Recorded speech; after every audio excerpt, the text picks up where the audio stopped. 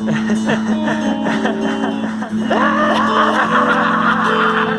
done, ladies and gentlemen.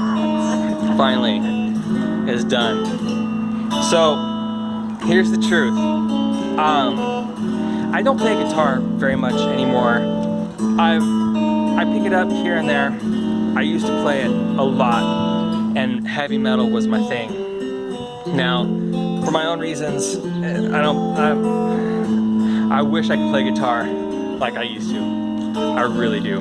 But these days I mix up choruses and verses from different songs, and I mix up fingering patterns, and to really be as honest as I can.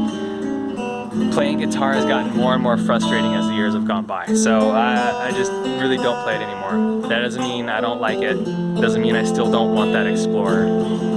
Yeah, I got my Explorer. So enjoy the following vid. It's a gobbledygook because I forget to bring the camera out, take pictures. So try and bear with it as it goes along. You'll get to the end. I hope you make it to the end.